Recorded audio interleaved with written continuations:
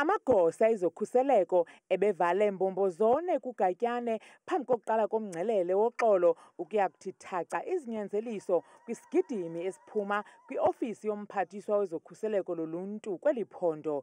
Phakathi kwezinyanzeliso, abahlali bacela amapolisa aliqela ukuqubisana neziganeko zokubulawa kwabantu okwempukane.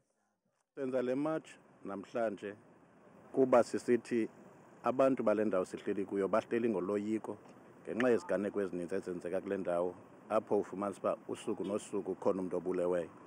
So siza apha namhlanje ukuze sizocela ungenelelo kumapolisa. Igcuntswana elithabathe inxaxheba kulo mngcelele litsho kwavokotheka ngobugebenga obugabadeleyo kule dolophu.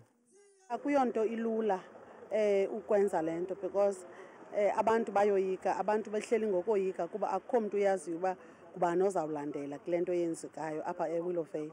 Sizowuthandaza into yoba phantsi ngodubulo umntu makabanjwe njengakuqala angade noba semosiwa abethwe.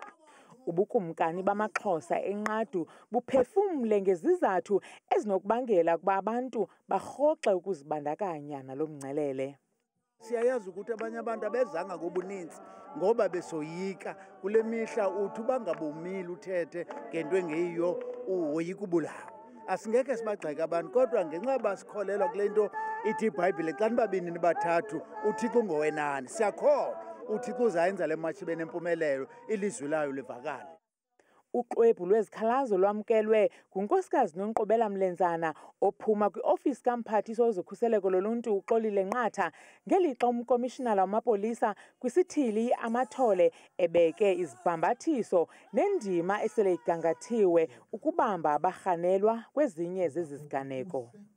Ukuqinisekisa abantu baseWillowvale ukuthi bazayifumana i-peaceful Christmas, i-efforts ebesizenza because khange sihlale phansi. I-efforts ebesizenza sizawuzidabulisha ukwenzela uba ibe khona i-peace apha eWillowvale.